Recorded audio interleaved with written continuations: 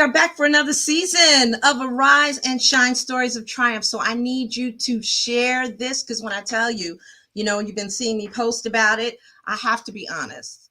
I got to tell you, my stomach is going. I got the little nervy things going on because one, it's so important to be before you. I don't take that lightly.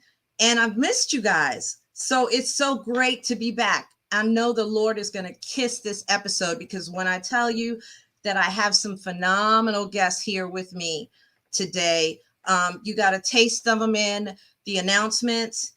And that's why I just want you to share this because each one of them brings something so very special to the table. And I just cannot wait to get started. So saying that, let me kick off real quick. And I'm going to share some of their bios with you, not all of it, because we're going to talk directly with them and we're going to go over a lot of stuff too. So I don't want to eat up a lot of the time with their bios when we have the live right here with us. Okay. So let me talk to you first about the extraordinary lady that we call Ashley Stevens. She is amazing. And when you hear her start talking, you'll know why. But then when you hear the substance of what she shares, you're going to love her. Because whether she's talking about politics or maybe the latest great Black interest story on the news, or she's engaging with a crowd, or one of her passions, she's emceeing an event or empowering our youth. She is one, honestly, I might be a little bit biased, but talk to somebody else who knows her, they'll tell you the same thing. She is amazing. She is a TV host, a national radio show host, and she is from, dare I say, the South Kakalaki. Is that what they say? I'm gonna bring her up so she can keep me company while I introduce all the other extraordinary guests. But help me welcome Lady Ashley to the platform, everybody. Hey, sis, how are you? No, I am awesome. I'm awesome. Thank you so much for having me here. Happy, Oh, happy Sunday. Happy Arise and Shine to you. thank you. Thank you. You just made it a little bit brighter. So I so appreciate having you. There are guests that come on that light up the room. And I saw you do that when I did an event with you for our buddy Arcavius. And you guys Mhm. know he's been on the show before. He's absolutely amazing as well. But let me tell you, he handed the mic over to this young lady, pretty lady that was walking around checking on people. So I knew she was important. And Ashley got on the stage and about knocked everybody out. And she continued to do it through the Wow. day. So, if you're looking for an event MC, I'm going to shamelessly plug her right now in case she doesn't, because your people will be motivated throughout the event to be engaged in everything that you have going on there. So I hope I did you justice, sis, because yeah, I was impressed. I really was impressed. I appreciate that more than you know. I do. I don't take opportunities for granted to be able to have the mic in my hand, whether it's MC or moderating or speaking to teens. And I'm grateful to do it. And if somebody's moved and impacted for the better, then glory be to God because of it. Because it's not Yeah. me. It is beyond me. Yes. Thank you. Oh, Thank you're you for so that. welcome. Mhm. You're so welcome. Thank you guys for sharing this broadcast. It's only going to get better and better. I want to bring up, and you just met her, Ashley. She's Mhm. phenomenal as well. And honestly, this is the first time I've truly engaged with us. But we probably share some distant, several generations away DNA because we're both Latinas. Mhm. And she is amazing, Mishka Kimball. She is a licensed therapist for family therapists. She has the nerve to also, on top of that, when I saw this Mishka, I was like, what? She's a college professor. So she teaches college and she's a coach. She's a transformational coach, not only to her clients, but she brings on other coaches, especially other therapists, and helps them not only to transform their lives, but their business. as well as being an author. So, Mishka, I hope I did you justice, but I would love to bring you up on the platform. Say hello to everybody. Hello, hello, hello. Thank you so much for having me here, Dr. Tanya. I'm so excited. Oh, me too. Me too. It's great to have you. I'm left off one thing, and girl, we're going to talk about this. You are an empath. That's right. So, like basic understanding for me, if I were to take a stab at that, it says empath and HSP. So you carry the skill, blessing to be able to sense and absorb what other people are feeling. Is That's that correct. right? Yes. So both a highly sensitive person and an empath, which they're very, very similar and share a lot of the similar traits, but exactly that. It's a higher sensitivity to our environment and to be able to also feel in my soul and in my body what other people might be experiencing around me. Not just people, but sometimes animals or just nature, or just the environment, the world. So yes, you Wow. can feel a lot, and it is definitely, as you said, Ashley, beyond me. You know, it is a gift that I have received from above. So Mhm. um, it's not me, definitely. Yeah, that and that's awesome. I love that you give credit where credit is due. I appreciate that because that's where we all get our goods from. I see you nodding, Ashley. Are you familiar with empaths? Have you ever um interacted with one before or I'm know sure about it? I'm familiar with it. I would love to hear much more about it because I'm always curious for people that have that gift. Is if you ever feel heavy, like carrying what other people, what you're sensing, what they're going through, and it feels like Right. a heavy assignment, and it's one you probably can't easily shake. It's you have a Mhm. sense of what's happening, but yeah, I think I've encountered empaths as well who knew there might have been something happening with me at a certain moment, and they were able to approach me, and it wasn't offensive, it wasn't scary. It's just it's their Yeah, sense. It's yeah, and they're usually on the mark. So I'm definitely eager to hear more about it, Mishka. Yeah, me too. I absolutely. really, really am. So I'm looking forward to talking about it. Now, y'all, I'm about to embarrass this next lady. First of all, I had the pleasure of meeting Mishka because of her, right? So, if I were to put down, did you guys see on the invite that like I ran out of space for all the stuff that goes under her name? I left off some stuff for both of you too, now that I look at it. But this one right here, Lady Sean LeRae Brinkley, I'm gonna tell you, that list. Oh Lord. So I'm gonna try and conquer some of it. But from a friend perspective, I will tell you she's about one of the most magnetic and just dedicated, loyal. She cares for you in a way that a friend, a true friend, really should care for you. And she touches base when she doesn't hear you, especially if you're so called one of the strong ones. But she could be hurting and not even tell you that she just wants to make sure that you're okay. And she's always been that way from day one. We did a book project together and we're attached ever since then. But she's a licensed family marriage therapist. She's a performance coach, a speaker, a trainer. And I mentioned an author. She has her own practice, as does Mishka in California, and does group practice as well. Um, Now she's added podcaster to this list of things as if she didn't have enough to do, right? So I want to bring this beautiful woman, the beautiful soul of a woman, up on the platform so she can say hello to you guys. Hello, Hey, hello Sean. from sunny Cali. Oh, don't show off. Don't show. We have our own son today, don't we, Ashley? We have a little son today. Good, good. Well, you guys have nice weather too. Yeah, we do. We do. It is Thank so great to have you guys. Welcome. you for having us here. This is great. I'm so excited to be in a conversation with these beautiful women and yourself. Mm-hmm. Yes, we have a lot of folks joining in to say hello. and welcome. You know, this is going to be good because when I looked, and this is where I want to start us off.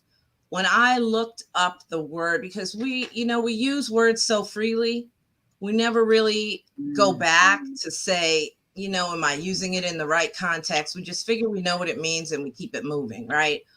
But most people, when I looked up resilience, most people really just use this word. They never really go back, right? But it says it's the capacity to recover quickly from difficulties, a level of toughness, the ability of a substance or object to spring back and I would say in this case, people to spring back into shape, to have a level of elasticity.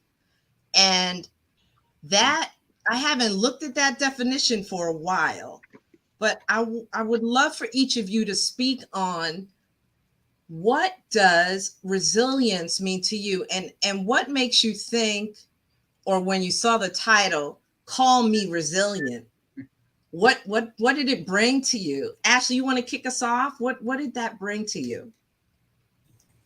Sure. I think we probably each all have our own, personal and professional stories of resilience. And Yes. I'm glad that you kind of gave the definition about it. I wrote some of this down, the capacity to, I guess, recreate qualities from, oh goodness, I can't even read my writing now, but a level of having that elasticity, Yes. bouncing back is what I think about.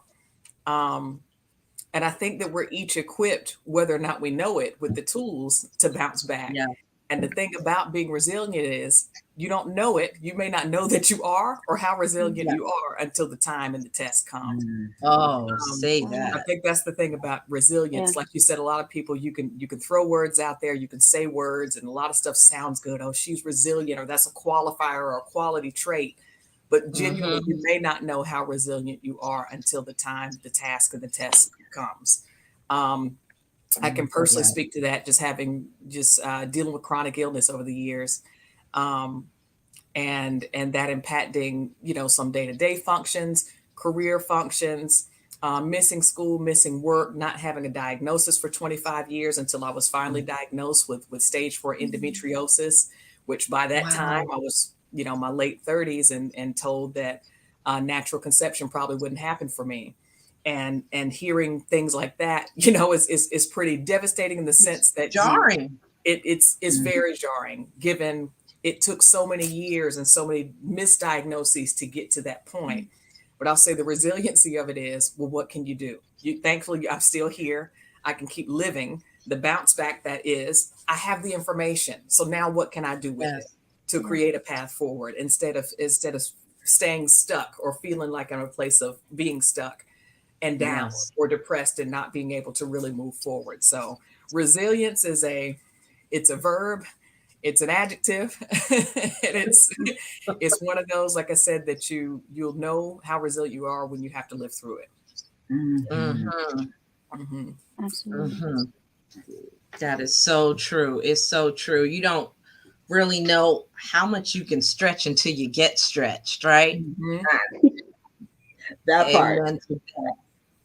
Amen to that. Sean, have you been stretched? Talk about that word, honey, because we probably could talk a few days, all of us together. We could fill up a couple days of a show, right? Absolutely. Well, I'm glad you said that particular word, Ashley, and now you, Tanya, because the idea of being stretched, I think, really helps people to understand what resilience looks like, because we talk, if you bounce back, but you bounce back. There's a difference from bouncing back from here and a difference of bouncing back when you've really been stretched. And I think that, just listening to what you said, Ashley and Mishka, just backstage, you were talking about some things. Sometimes we don't understand any of it. And so, yes, you learn that you are resilient. I look back as an adult now, and I look back even on my childhood. I was resilient as a kid. You know, I grew up in a 2-parent household with 2 lovely, lovely parents. I'm so grateful for Gene and James. Thank you, God. Because I'm a little different and quirky, and they got me in a way that was amazing. As a therapist, I've met people who are just as wonderfully quirky, but didn't have what I had in that regard. But even having that, I had to be resilient. Just crazy things. At 6 years old, I ran outside to meet the paper boy, and he didn't see me, ran me over with his bike. I mean, come Oh on. my Lord. No, no. Yeah, and I can laugh about it now. But then, you know, when you go back and you look at all, I think it's definitely a connection to God, girl. I know you all are. I think it's definitely a connection to God. But when I even go there and I think about resilience, I think about Job. Like that is to me resilience. It's the ability to bounce back, but you also bounce back in a way that serves you. That's good. Yeah, that's That's good. Because you could bounce back in a way that did not, and then you would keep the cycle of having to be resilient. Because resilience sometimes can be like survivorship. you know? Yes. That's Benicia said hi. Yes. That puts a spin on it. Definitely. When you think, I mean, did you think about what she just said? When you bounce back to something that serves you? Because I think sometimes we come back the way other people expect us to be, or because we're supposed to do something. Yes. As opposed to coming back in a position that serves you well. And of course, it serves the king well because you're honoring the purpose that he placed in you. Right. And some folks are people pleasers. They do, you know, I had some of that too. Coming from a big family, you just constantly want to make sure everybody's okay. But you have got to come back in a way that serves your purpose. That's extraordinary, Sean. I really like that. Mishka, talk about what you think about when you hear resilience. Absolutely. And Sean Lorraine, you said it. It's a connection to God. I love that you said that because that's what I think about is where my resilience comes from, my strength or my ability to bounce back and overcome what happens is that connection to God. And for me also is a connection to my ancestors and their resilience. Because as a Latina, my family, they've immigrated due to war. They have lost everything. They have had to start over again from nothing more than one time, you know, and just the devastation and the loss that they experienced, but how they never gave up and how they worked so hard and how they continued moving forward with their faith to give my generation the best that they could. And so that's where I also get my resilience from. My strength is my ancestors, my family, and following their example. Yes. Mishka, you're going to make me shout, girl. Yeah, you know, she is. That's one easy way to start snotting up, I tell you, for lack of a better word. Because when you think about what has been done and the shoulders that you stand on, there's no way you can't get emotional about that. Right, Ashley? I mean, how can you not? Yes. How can you not? You know, I think I like what Mishka said is, you know, the connection to God. I hope my audio isn't delayed here. No, you're fine, sweetie. Okay. It's hard not to be emotional because I think sometimes we all may think there's a certain trajectory or a path that we're on or an end goal that we have. And then here comes the hurdle or the stumbling block and it throws you off. And then you think that the end goal can't be there. when I think Right. resilience, particularly purposeful resilience, teaches us that maybe the end goal isn't what you wanted it to be. Maybe God has something better, and the path is just not going to be linear. And maybe the end goal isn't going to, you're not going to get there how you envision you were going to get there, but I'm still going to take you Mm, through some things that are going to get you right. to where you're supposed to be. So I think the end of where you're supposed to be sometimes doesn't match up with what we think we want.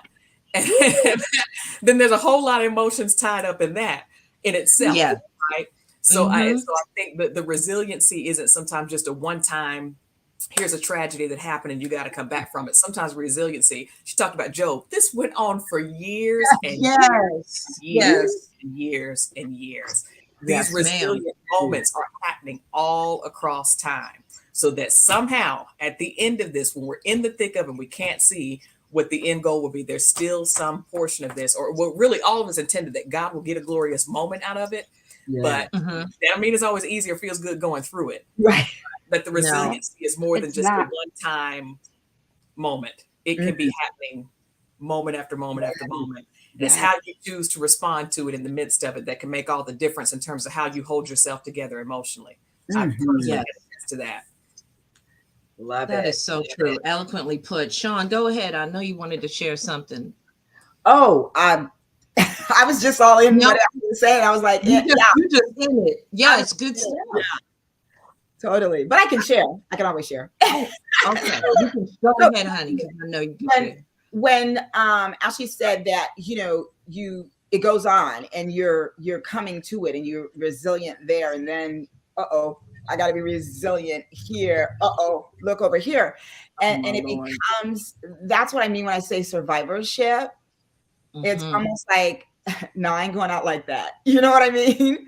And so it becomes, it's habit forming. That is what I am trying to say. It is habit forming.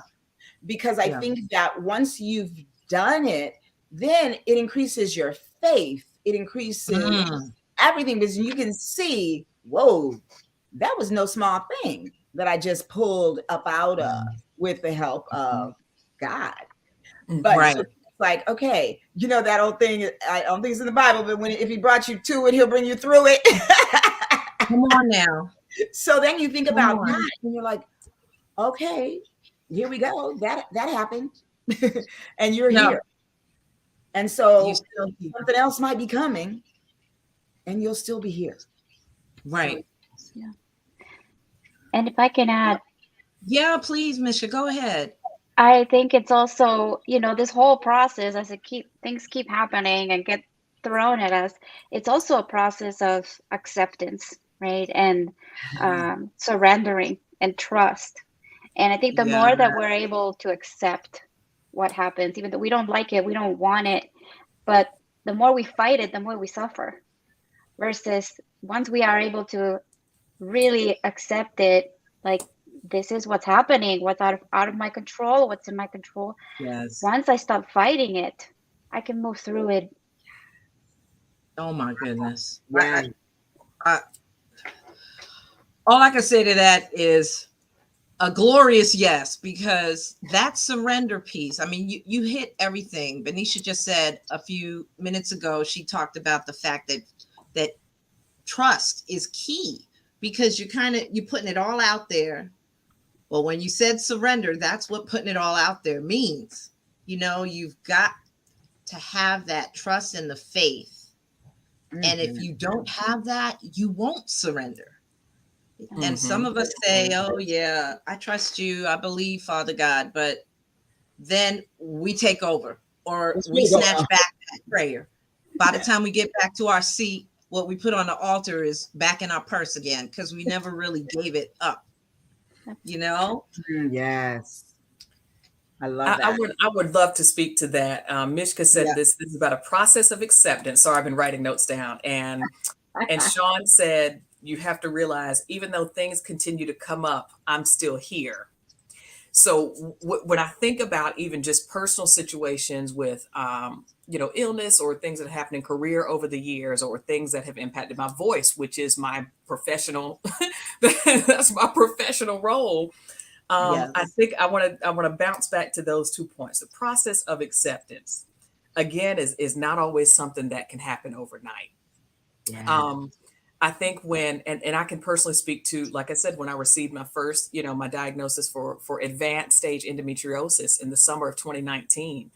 Um, on one hand, part of it was a relief to say, okay, now there's an answer to my pain. For all of these years, I've missed school, missed work, Yeah. had debilitating pain, the migraines, the bloating, just not feeling good and not being able to accept, was this what womanhood is supposed to feel like, right? Mm. So that process of acceptance took some time.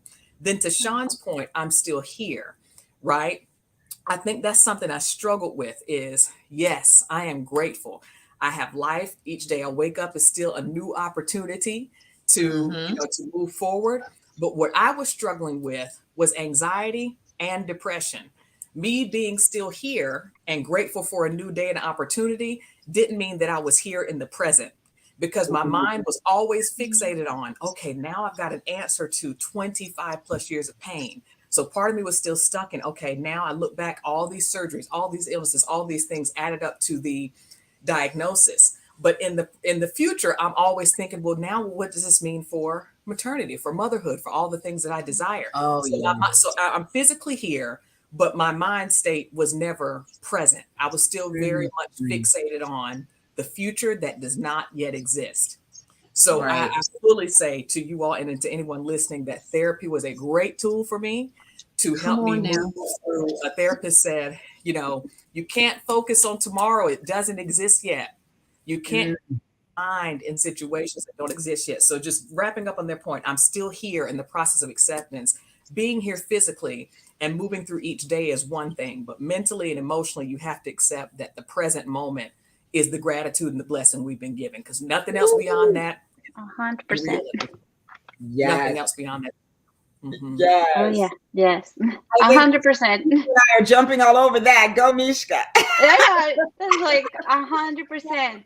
It's not easy. It's not gonna happen, overnight. It is a process, and sometimes it can be a long process. In therapy, we got two therapists here, Chandra and I, and we're all for it. And even me as a therapist, I do my own therapy. Got to work on our Mhm. own mental health, and as we go through things too, we're human. We also need to work on ourselves. So, absolutely, it makes a huge difference. Yes. Yeah. Yes. You know, I It, had a person tell me once, say, like, when I shared a client that I'm not going to be able to do it at that time. That's my therapy time. And she was mm. like, "You go to therapy?" I'm like, "Yeah." She goes, "Well, how can you help me when you're all messed up?" Yeah. Wow. That's Please answer exactly that, because why there's people talking about that. Please answer that. I was like, "Well, that's exactly why I can help you." I said, "Let me just give you a word of advice for the future. Never go to a therapist that doesn't have a therapist, or a coach that doesn't have a coach. Come on now, Yes, yes, because yes. how do you? First of all, I actually I have a funny story. I started therapy once a long time ago when I lost my mother, and I thought that I would take care of everything in Ohio and got everything done and took care of the estate and da da da da da da. Came back, dropped that suitcase on Wednesday, Thursday morning. I was at work. I was ready to go. And I got that job because when the question was asked, we have a specific kind of clientele. They're privileged, they're entitled. How are you when someone like that insults you? And I said, like water off a duck's back, I let it roll. And the woman said, "Your Mhm. height," right? I came back there, stuff wasn't rolling. It was getting stuck somewhere right here. And I literally, one day a man called me something that I just could not be, and I lost it. And I told him, "I'm out of here." I went to my doctor, and my doctor said, "Do not return. Go home, get in the bed." And at that point, I was off a couple of weeks, and then she said, "You need to stay off. In order for you to continue to be off, you need to be on medication." Mm. And as I say this, I am not anti-medication at all. But at that time, I was like, "I'm not taking that stuff." But I did go to a Come on, psychiatrist. Sean. That's And real talk for real. every time I came to him, this is what he said: "How's medicine working for you?" And I said, "It's not working." Of course, now it can't work if you don't swallow the pill, but but he would only just write it and up the dose. But I went to a therapist, somebody to talk Mm. to. I still wasn't ready. I finessed her in a way that I am so embarrassed as a therapist today. But when I decided to become a therapist, immediately we do something called a practicum, right, Mishka? So that's, you're still in school, but you got to get these hours in to graduate. And when I started my practicum, that same week I started therapy. Because we're containers. Yeah. We are containing other people. We're down with OPP, other people's problems. I don't know if anybody out there knows that. but Yeah. as we're holding space, who's going to hold space for us? Yeah. Oh, yeah. And so I appreciate and applaud you, Ashley, for seeking that help and getting that help and continuing to, to plow through that with someone, because Yeah. it's not a job for, just you. A light of heart. Right. There you go. It really isn't. Ashley, did you want to add something to that one? I did, and it's just a moment of being very candid because maybe it'll help someone else. Yes. Sean, I appreciate that, and the reality is, I had a therapist that I would see, once or twice a month, leading up to that, big surgery where I finally got this diagnosis. But after that, I completely broke down, and I realized that I wasn't okay, because that was pretty traumatic news to hear when you're single and 2 weeks from your 37th birthday. It's not like you're 20 and you can make decisions about what may happen the rest of your life. It's kind of later in life when they consider it, older. What do they call it? Geriatric maternity, different things like that. Like there's different things. I've heard the term. There's different things to consider when I'm like, okay, I'm close to 40 now, and I'm just now hearing this. What can I do from here? So just being candid is that I knew that the monthly or the weekly therapy sessions were not enough. I looked into a program, an inpatient program that would take me every single day, and I found one. So I actually checked out of work for several weeks to go every day. I didn't have to stay overnight because thankfully I wasn't having, and I know this may be triggering, I wasn't having any suicidal thoughts, which I'm grateful for. And I know a lot of people do struggle with that. But I was able to drive myself every day to this treatment center for anxiety and depression because I needed to find ways to cope. Again, we're talking about being here and accepting the process. I needed to find ways to navigate through this because this was such jarring information to me. And I thank God I had coworkers who at the time, they would see the moments that I was sick. They would drive me home. They would know when I was in my office with a terrible migraine, not feeling well. They donated their sick leave to me so that I could have the time off. Wow. What I didn't even realize at the time is that this was covered by my insurance. Would not have ever known it. Sometimes you don't have resources available to you, so you go look for them. So I was very, very grateful for that. And also having a supportive system. One of my dear friends at the time, she kept encouraging me. She said, Ashley, the best thing about what has happened, though, I know you're not happy with the outcome of the diagnosis and what this means, but she said, you have the information. Now you have options. Take this information, go to different doctors, go see fertility specialists, definitely get back in touch with your therapist for the regular routine. Like, don't ever think that you don't have options, because the minute that you don't is when you feel powerless and you feel like there's nothing at your disposal to help you move through this situation. So just saying, for anybody out there that thinks you just need to step away, or, you mentioned, Sean, you were out of work. I mean, I never have left a job for any reason. Like, I have to work, even if I'm not feeling well, I got to be there. And I did it. Right. And I was proud of myself for making my mental health at that time, as I was also recovering from surgery physically, that was my priority for the first time in my adult life. Yeah, that's amazing. Yeah.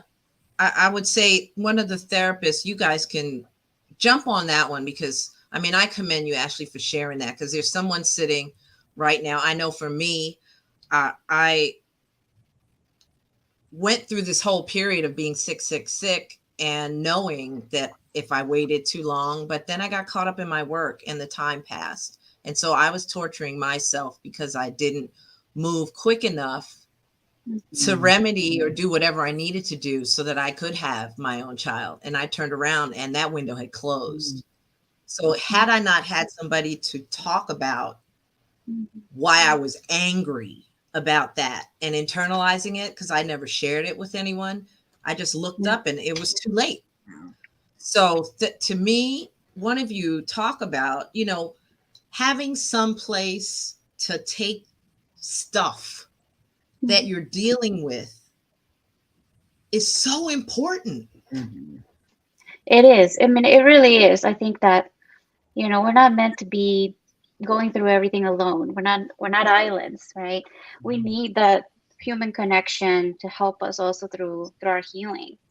And we need someone to help us process things, like I think it's a different thing when we can talk to ourselves or like journal or just, pray. But we also, yeah, we need Jesus, but we also need someone, you know, right here on this earth that we can talk to, who can understand us, who can talk to us, um, and help us dig deeper sometimes, right? And help Yeah. us with that process of acceptance. And to Mm. me, being a therapist, it really is an honor, and it's a sacred space. It really is a sacred space where clients come in and they share everything, right? Like the deepest, the darkest, the hardest, or they can be the most raw, open, and vulnerable. And that's what Yeah. we need, right? We need Mhm. that safe space, that sacred space to move through our and heal our wounds through our Mhm. wounds, um, and for me, it's also the combination of having God in your life, right? And sometimes you need medication. Sometimes you need medicine. It's a combination. Sometimes I tell my clients, sometimes therapy sometimes is not enough. You might need to also see your doctor. You might also need to take your medication, or there are things you might need to do for yourself, right, in your Mhm. life. Yeah. And it's not easy. It's not easy. That's the No. thing too. Yeah. It's not easy. So we don't, going through it alone is way, way harder. It's still hard when you're doing it with someone such as a therapist, but you have that person that's kind of like holding you and being there with you, and holding that hope for you, holding that faith with you, makes Yeah. a big difference, in how we can help each other. 100%. If I can just piggyback on something you're talking about, the medication. And so that was then when I refused to take the medication. But I was teaching MFTs, like Misha and I are students at a college here in California. And my class was called Culture, Attachment, and Trauma. So I was like, okay, we're going to talk about the difference between ADHD and the disruptive behavior disorders. Get out your DSM 5s. I'm going to write the criteria on the board. So they gave me number one. I wrote it down. They gave me number two. I slowed down a little bit. They gave me number three. I was like, and they gave me number four. I was like, oh, that's me. Oh my goodness And gracious. all of a sudden, my entire life made sense to me. Yeah. Every decision I've made, every decision I've not made, every disorganized moment, all of this, I have ADHD. And so I didn't do anything with it. I actually I went home to my dad's. I went over to my daddy's house and I said, Daddy, I got ADHD. And he goes, Baby girl, you ain't got no ADHD. And then my little sister was like, yes, she does. And then I went out to the car and got the DSM-5 and read it to my dad. My dad was like, oh yeah, baby girl, yeah, you got that bad. So, Oh my God. Thanks, Dad. but I speak Appreciate you.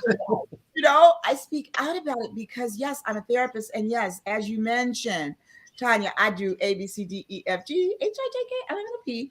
Part of that is ADHD. But I call it my superpower. And I want to help kids and parents understand what that looks like. And What your yes, I superpower still is. feel every single day because Yes. no amount of mindfulness, I'm a trained mindfulness professional. No amount of mindfulness, meditation, sleep, none of that. It calms my brain down in the way that is functional for my life. Mm. And so I am studying now more and more about, they have a new name for these things. They always come up with new names. So Yeah. Yeah. neurodivergent. I'm happy to say Mhm. I am neurodivergent. And Okay. I want to Amen. do something about Black and neurodivergent because then we can understand Black and brown, Mishka, because then we can understand how Black and brown children are treated in the school system who are neurodivergent. So autism, being on the spectrum, is neurodivergence. Certain levels of anxiety is neurodivergent. And so Empaths. empaths. People get punished for your who you are-ness. And it's just not okay. So there's so much more that we keep learning and learning. And I am happy to be able to dig in deeper, to know more about myself so that I can help other people like myself. That's the key. Yeah. And that's huge because there's so many people out there, you know, like Ashley's taking notes. I'm sure there are other people that are watching now that are taking notes going, holy cow, maybe I need to look into this, because I think someone mentioned it earlier. And when you were talking, all I thought about was the rubber band getting longer and longer and longer till, you know what, if you don't look into some things, if you don't find the Sean or a Mishka in your life, if you don't have a good sister girl like an Ashley and a Tanya, that rubber band's gonna pop. Speak. Yeah. It's gonna pop. And when it does, it's going to be 10 times harder. When we were talking about, like I said, the show is a comeback and it's a strong comeback. We were talking about coming back from something happening and you being in a way that it serves you well. You haven't popped. You're still expanding, right? Yeah. But you're hoping to utilize it well. But if you just keep going and going and going, and it's gonna pop.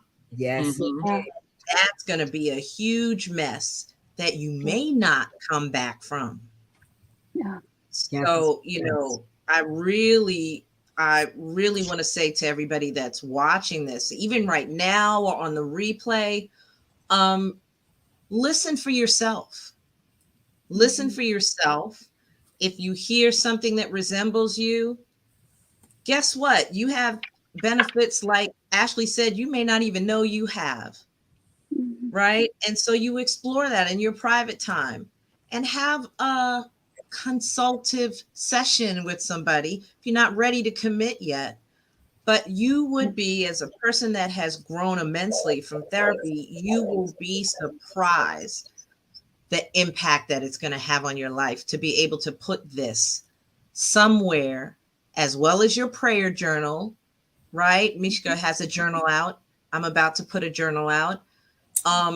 You know, as well as your prayer time, because he knows the end of the story. But if you're not connecting with him, then your rubber band's going to pop a whole lot sooner than it should. Because we don't want any of that going on. So Daddy is the first stop. He is the absolute first stop. Father God, guide me. Even as you're looking, you decide to make that major decision. You haven't shared it with anybody, but you're like, you know what? I need to find a therapist and I need a coach too. But I don't really want to talk about it because I'm just digesting the fact that I might be doing this. And so you're looking up some names. Ask him to guide you. That's right. Ask him to point you towards the person that's for you. Yeah. Because you just going willy-nilly and making a decision on your own is what got you looking up everything to begin with. Right? So you got to have some faith and trust in him. Yeah. Ashley, I know you. What'd you say? I love that term, willy-nilly. Well, also, sometimes though, I think we put it all on God and forget that it's also on us, because that's good, right? Because a lot of times I hear folks say, "Well, I go to church, I pray, I got God in my life, I got Jesus, I don't need therapy." But guess what? Sometimes you do. Absolutely. And it's okay. It's okay to have Jesus and go to therapy. Absolutely. You know what I say, Mishka, when people say that, y'all? I say, well, God made therapists too, y'all. So, yeah. Absolutely. Yeah. Just to see equipped. Hey, girl. Yeah. No, you're right. And to see equipped, you know, folks to have the knowledge and the wisdom to be medical doctors. Like every time we go and have someone touch our bodies in any way, cut us open, look at our ears, and or even touch our hair to do our hair. Like there's people that have different gifts to do these things, and we entrust them the same way we should be just as open to the therapy piece. And Tanya, there's something you mentioned about, God has to be the first that, that we go to. And Mishka, you said you got to do your part. The faith without the works, we got to do the works. Yes, perfect If not, it's combination. dead. Yeah, And I'll say exactly. for me, I struggled with, like I said, the period where I had to literally check myself in for a few weeks, where my mental health had to become the priority. I was struggling with my faith. Why would God create me as a woman to be a giver of life, and now you tell me that might not happen? Right. And it's Wow. so I Wow. very, very, very much struggle with that. So there's a few points I want to, and so the trust piece and the faith piece is also something that may not happen overnight. If again, this Yeah. resiliency piece, it may take some time to work back through whatever your relationship, like Tanya mentioned, going to God about it, do that more often, write in your prayer journal, be in those things more while you're also seeking the therapy. Right. Sean mentioned about I wrote a few notes down, the medication. I would encourage everybody to listen, don't dismiss any options for medications. And I know there Right. can be religious or cultural taboo around it. There was someone that I knew that had gotten a diagnosis for bipolar disorder. And Right. one of their parents said, "We will, whatever you need to do, I want to support you, even if that's, the psychologist or the therapist and the medication, let's do it." And the other parent was adamantly opposed and said, "We're going to go and pray this thing through. We're going to pray this thing away. We're not going to do the medication." I thought, you know what? At a certain point, again, God, there are resources here that can help us. I'm not saying, people find what works for them. Maybe it's traditional medical sense. Maybe there's something like acupuncture. Maybe there's something herbal. Like maybe there are other solutions to look into, but I would just encourage everybody not to completely write it off, because as Sean mentioned, it could just, there are things that can just help you function on a day-to-day basis. And there's nothing wrong with that. That helps you to, Yeah. again, it's just one of your options so that you don't feel stuck in those moments where you receive some news or receive something, you feel like, how am I going to move through this? No, I don't want to do the medicine. You may not know how much more beneficial your quality of life can be if you're just open to at least trying what the doctor Right.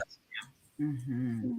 That's so true. Absolutely. Guys, that it's really powerful. Thank you for writing those notes down, because it's bringing back some really good points. And I have to be honest, through the time that we've all talked and brought up different aspects of this, Mishka, I've been thinking she's a therapist. So she's seeing other folks, but just walking to get, I'll put us in New York for a minute, just walking to the corner to get a coffee and a bagel. You have experienced walking past people and picking up stuff, going to grab lunch, or having a conversation with someone in the supermarket turns into, oh my God, she's suffering with this. And I can feel that. What we've been talking about this whole time is enough to carry. So can you just share with us how this gift, and I want to see it as a gift that God has given you, how has that impacted your life? Oh, yeah. So I'll start with sharing. For those that don't know, that I am an empath. And what an empath is a sensitive soul, someone who can sense and feel what other people are experiencing. And there are different types of empaths. So for me, I am what's called an emotional and also a physical empath. So that means that I can feel others' emotions and energy, but I can also feel their physical pain in my own body. So Wow. I didn't know that. I didn't know that growing up. So similar to Sean Lorraine, where I went to, I think I was at a therapy group actually when I was a student. Or this was already, I'm an adult, and all my life I had no idea that I was an empath and why things sometimes happen to me. And there was a girl in the group who was an empath, and she starts describing all her experiences and calling herself an empath, and she's saying one thing and another thing, and I'm like, that's all me. And so I start talking to her, and she looks at me and she's like, immediately like, oh yeah, you're an empath, you have the gift. And once I started learning, it was like, oh, now everything makes sense. Now my whole life makes sense. When I was little, my mom, I love my mom, but she would say like, "You're kind of a hypochondriac because like you're not sick, but why you always saying that you're sick or you're feeling this or you're feeling that, but it's not you, it's another kid that was sick, or it was your Wow. cousin, or it was your brother, it was, but you're feeling it." And we didn't understand why that was. So, Ashley, you said before, it could be heavy, and absolutely it can be. It is. I know that it's a gift from God, and at the same time, it is something that if we don't know we have it, then we have no way to manage it. We have no way to protect ourselves. But once I learned what I am and who I am, then I was able to develop more of the resiliency and the boundaries to protect myself, to protect my energy. To Mhm. also, it's a process of what we call differentiation, of being able to separate me from others, and the intentional, also the intention of what's mine, what's not mine, what I'm supposed to carry, what I'm not supposed to carry. So Mhm. it was a long process. I'm gonna be very transparent. When I started as a therapist in practicum, I got really depressed. I was feeling it all. I was feeling anxious. I was feeling all the feelings, and I didn't know how to separate them. So it Wow. took a lot. It took me going through my own therapy. Um, Also, I went to see a psychiatrist, and I Mhm. got myself on medication because I was diagnosed with depression, and I needed to treat it. And I've been seeing my psychiatrist for years now. So really, Mhm. it's about putting my mental health first too, taking care of it so that I can help others, and it's also being able to separate what's my pain, what's not my pain. Right? So Wow. I could feel it, but Yeah. now I don't keep it.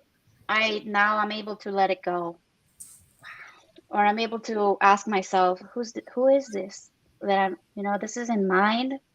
And if it's a client of mine, I might ask in session, and sometimes it's like it freaks them out a little bit, but I might be Mhm. like, "Are you feeling this and that?" And they're like, "How did you know?" All And I'm like, right. because I can feel it." Hmm. But it allows for me, it's like a deeper connection also Mhm. that I can make. So that's where I see the gift. It's a deeper Yeah. connection. Yeah. It's a deeper understanding. Sometimes it's also like warning signs. So I might have dreams of things that haven't yet happened, and I know that's God kind of showing me Yeah. what's to come, so I can prepare. And if someone's willing to listen to me, I will share, and they can prepare too. Other times I just might sense great things that are happening to someone.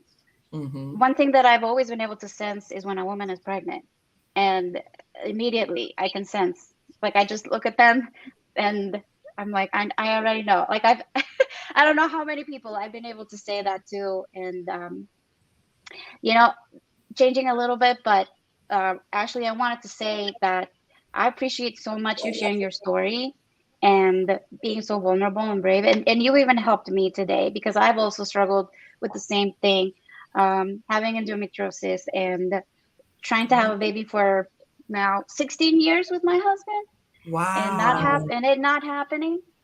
Um, Look at God. and Look at God. and that whole process of accepting and it being painful, right, and not being easy, being devastating. Yeah. And as an empath, it gets intensified as well. But again, it's about taking care of you, taking care of your mental health.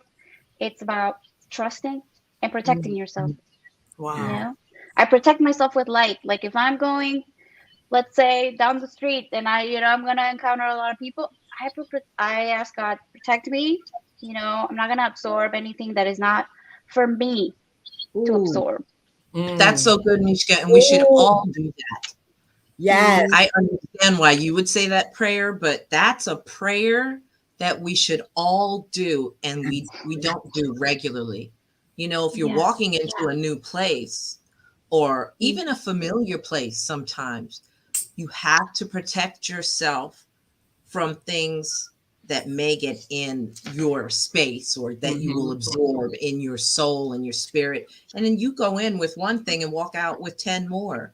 So Right. I'm sorry to interrupt you, but that is so powerful. Yeah. You have to do Thank that. you. And Yeah, and we need it for our body too. I mean, I would feel pain in my back sitting next to someone who just had back surgery.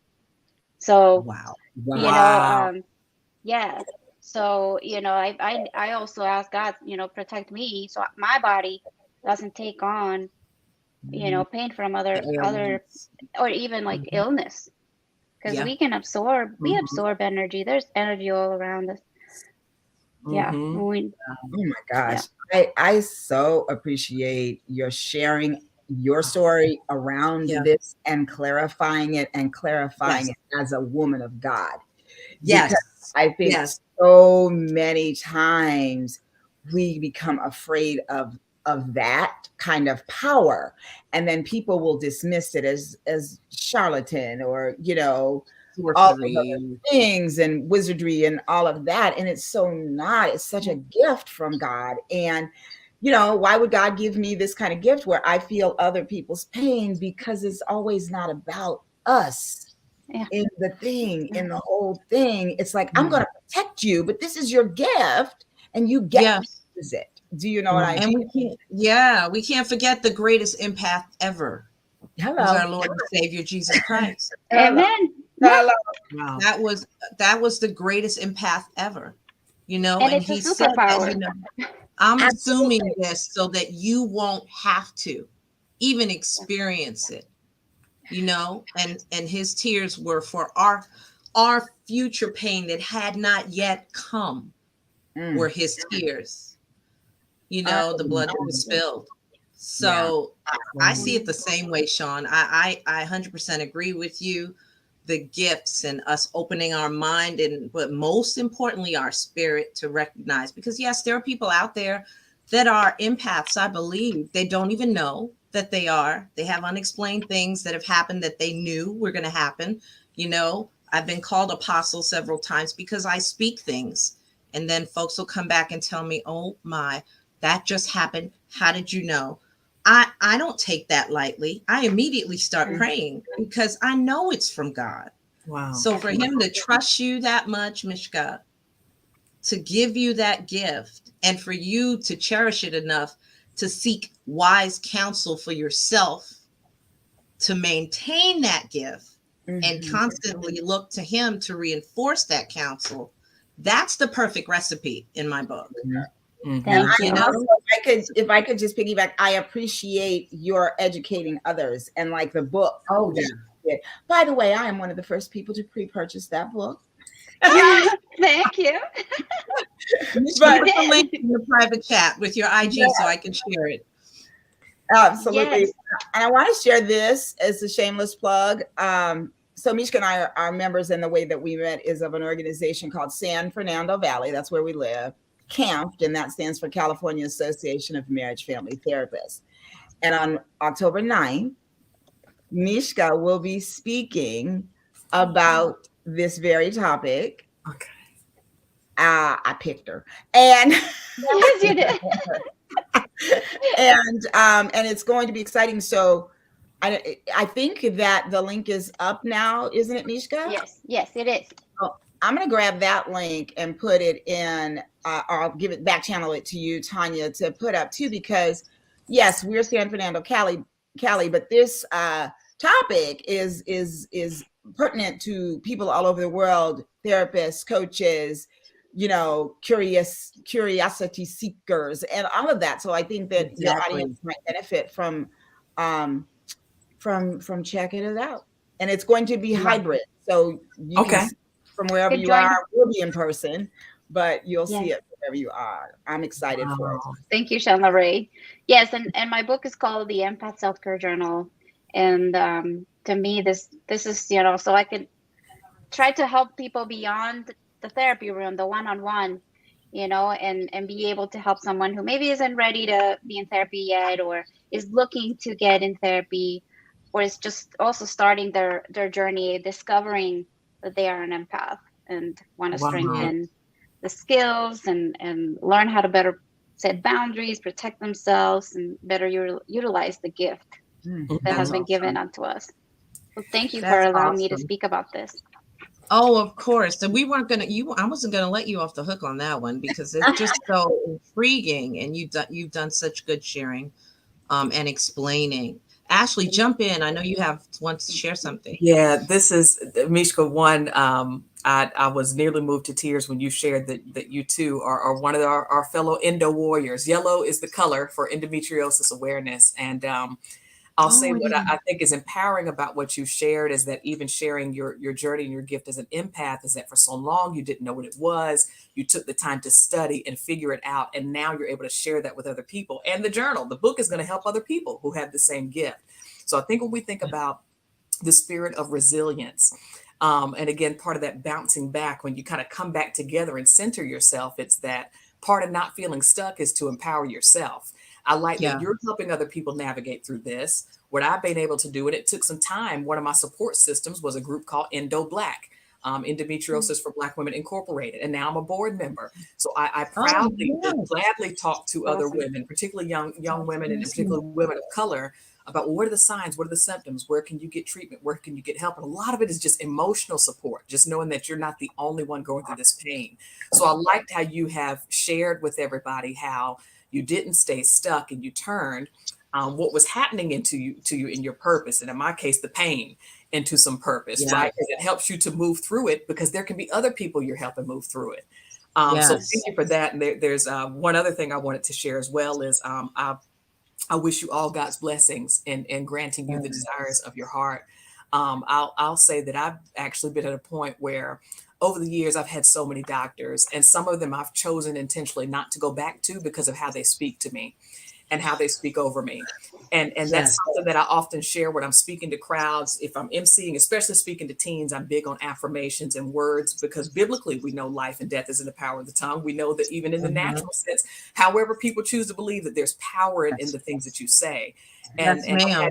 I've had more than one doctor to write in my chart infertile or to tell me that I had Dear God. infertility. And I said, well, I don't ascribe to that word. I'm still single. I've never had a chance to try. So I said, I would appreciate if we could reword that and say fertility issues. Patient has Mhm. fertility challenges, but putting the IN in front of anything to me makes it sound like it's impossible and that my God is incapable, of which I know he is not. And so That's lo and right. behold, one of my doctors in my chart says patient does not ascribe to this chart, does not have infertility per se. I was like, you're right. Because Mm. some people will write you out before you've ever had a chance to start. Come Not just on with now, you, Ashley. but That's right. whatever gift you're operating in, whether it's something on the job or a talent you've picked up, some people will write you out and cast you down before you've ever thrown the first pitch, put pen to Yes. paper to do your book, put paintbrush to easel to draw your first painting. Like some people will count you out. And just what they share with you and speak over you can be so detrimental. So to anybody Yes. listening, get around you either your support system, and even spiritually, the things you read and say to yourself, the things that you intake, what you listen to, the movies and the TV you watch, and also even if it's your medical professionals. And I'm not saying that people didn't go to school and get training and what they're saying doesn't have merit and value. I'm not saying if they tell you you need to take your insulin shots, don't take it. I'm also saying do your Right. part and don't eat junk food. What I'm saying, but what I am saying is that there are certain things that I choose not to ascribe to just because someone said it. Right. I can flip that Right. language. And again, it puts me in the mindset of, okay, it doesn't mean it's impossible. It just means maybe there's another avenue. Maybe there's some other possibilities to get to the end goal, right?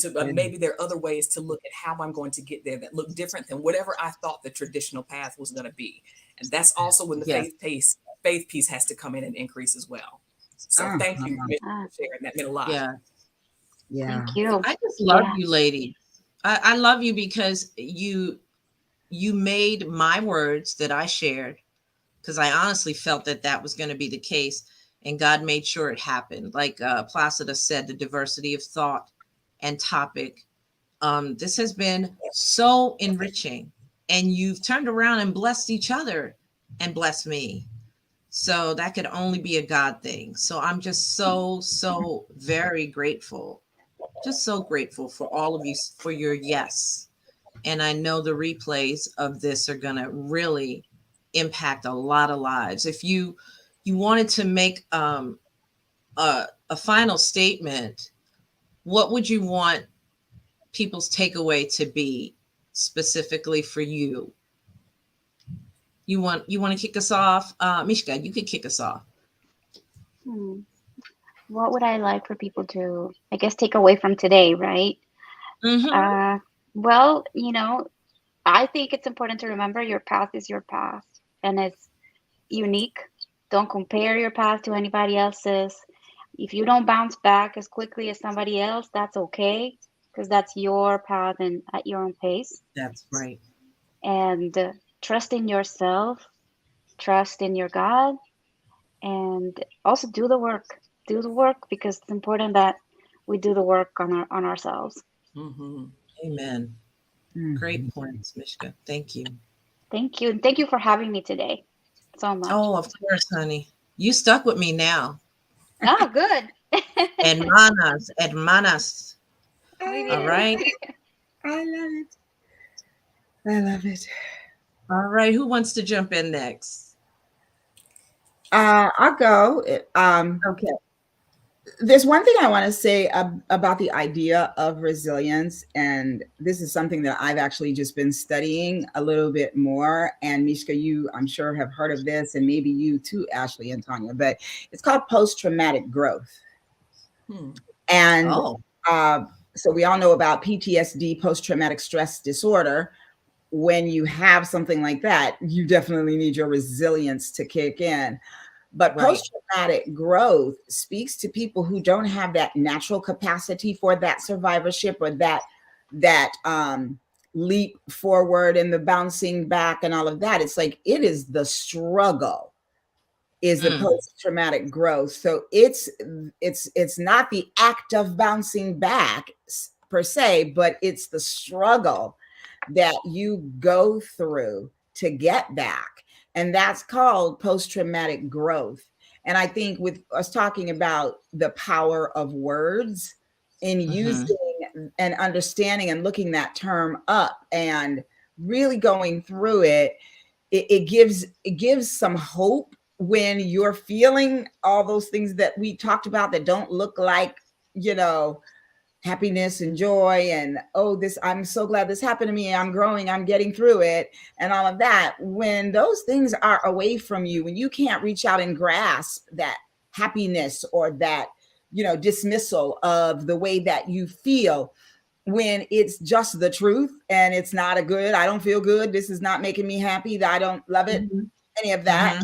The struggle that helps you to get back is that post-traumatic growth. It's looking at the richness of life in addition to, not even in spite of, but in addition to understanding that what happened to you, almost like you were chosen for it. And if we believe that God gives us what we can bear and we're chosen for certain things, not for ourselves, but for the growth that we can come through it with, so that we can be that testimony. And so post-traumatic growth is that piece that when you walk away from being resilient, something in you is very different. Your commitment to push that out to the rest of the people who need it. You never know who you may be sitting next to. Like Mishka, if you were sitting next to me today, I'm afraid your back would be hurting because I just had back surgery. So. Yes, I know. And you're sitting up to do this. Yes, but I want. No. Go ahead, honey. Go ahead. Even in that, every time I told somebody, oh, I'm having back surgery on Friday, they'd be like, oh my God, oh, I'm so sorry. And I'd be like, no, it's good. What are you kidding me? It's good. I won't be in pain. And they were like, well, my auntie. And I was like, oh, I'm so sorry for your auntie, but I can't hear that story. I love your auntie too, boo. But no, I got a different journey. ahead of me, and I need to believe that I'm gonna do exactly what they tell me. And when I tell you that I have major surgery with a cut in the front and a cut in the back, and moving over my vena cava and my aorta so they could get to my back, and putting in a new disc and closing me up with an incision in the front and the back on Friday, and on Sunday and Saturday morning, she said, "Come on, we're gonna walk." I was like, "What?" We walked down the hall several times. Sunday morning, she came and said, "Come on, we're going up the stairs." And I had told my doctor, "I'm going to need a bed downstairs. I have 14 stairs." He didn't pay me no mind, because guess what? I came home, I walk up those stairs to go to bed every night. Wow. So that is a God that understands that there are times that you're not going to believe the power of what he can do. And when you get that, therein is your post-traumatic growth. So I thank you, Tanya, so much for doing what you do. Congratulations on being Power Up Podcaster of the Year. You earned it. Thank you. Thank you so much. It's because of you guys that think, I'm very grateful. I guess I can put it in 3 words. I'm very grateful. Ashley, what about you? What do you want to say? I'll say first, we are grateful for you, and congratulations again. I've learned so much. Post-traumatic growth. Post-traumatic growth. Like, how deep is that?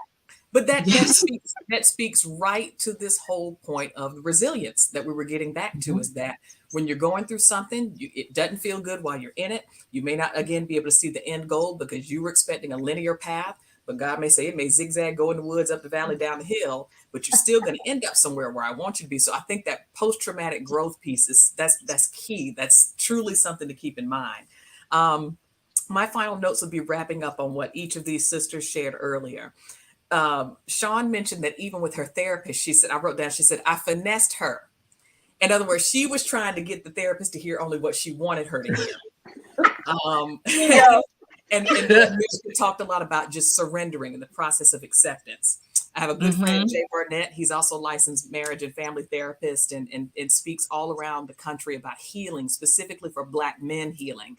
But what he shares is relevant and applicable here as well. He says, you can't heal what you don't reveal. I love that. You can, I say that. Yes. Being transparent, you can't get through the process of your own healing journey if you just don't first acknowledge it, right? Like I knew for me, I was like, you know what? I need to check out of life for a minute and solely focus on why this diagnosis and what this health news has meant for me, and the dreams that I thought I had for myself, and how some of that shift and may not look like what it was supposed to. But had I just sat there and tried to deal with it on my own, been mad at God, just frustrated at the doctors and blaming the world, I would have just sank myself deeper and deeper and deeper into my own depression. Then you put the pandemic on top of that, where you're spending a whole year, especially for single people, you're home by yourself. And that compounds just all these thoughts, just ruminating thoughts, right? So that'd be my final thoughts. You can't heal what you don't reveal. You can try to run from it, you can hide from it, but if you have a close social circle, they're going to call you out and say, girl, you hadn't been yourself. What's going on? Do you need to get some help? It's okay to get some help. And also on the faith piece, there's only so far you can go if you're very close to God before he's like, look, I mean, I've been here the whole time. What are you going to do? I just wait for you to come back to me and say you need me, instead of acting like you don't. Right. You got it solved and figured out all on your own. You better say that. You better say that, Ashley. That's what Mishka said earlier. You got to do your part. That's right. He's waiting on us. Y'all know the story of the boats, right? And when the guy said, the storm comes in, God sends a boat, and the guy says, no, God's going to heal me. He sends another boat. No, God's going to save me. No, God's going to save me. He gets to heaven. Why didn't you save me? God said, I sent you 3 boats. Come on now. Sometimes exactly. The remedy is in front of our face because it's not wrapped up pretty, or it doesn't look like what we thought, or maybe the messenger is different than what we thought. We don't trust it, and we don't receive it, and we don't accept it. But sometimes God has always got stuff around us. And the last thing I'd say, I think about the name of this podcast, Arise and Shine. And the 68th Psalm says, may God arise, may his enemies be scattered, may his foes flee before him. And there was always a song my mom loved saying, let God arise and the enemies be scattered. So final note is that I like to focus on the let God arise. I don't even want to think about the enemies or the foes, or that's not where my concentration is. So let God arise, whatever that means for you, whatever that looks like for you, focus on that.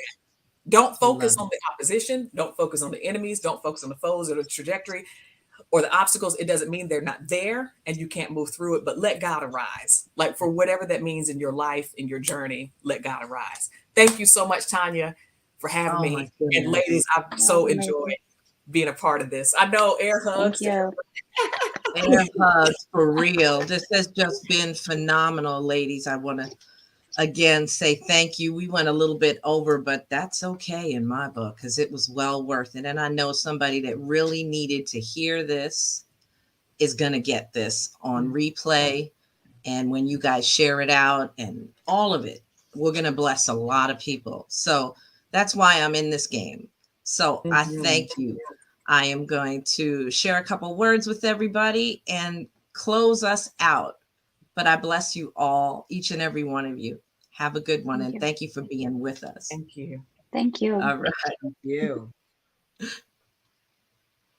Guys, wasn't that incredible? Was that not incredible? Did you get notes? And I need you. Yes, this you sending hearts through. Michelle, shout out to Sean. You know, I just don't have any words. And guess what? This is going to continue because we're coming back next week for another episode, right? And every month we're going to have a panel with an extraordinary topic, just like this. So I'll be bringing some great minds together once a month on a special topic to share. And I know you guys saw that little coffee cup in the bottom of the screen there.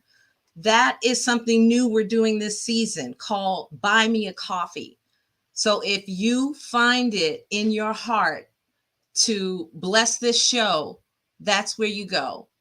buymeacoffee.com/arise and shine. You know how I put the ampersand with the letter N, right? So you just go there and buy the show a cup of coffee. I won't even say buy me.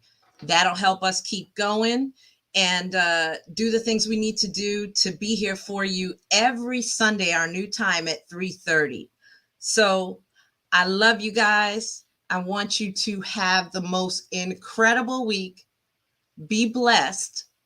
Be well. Take care.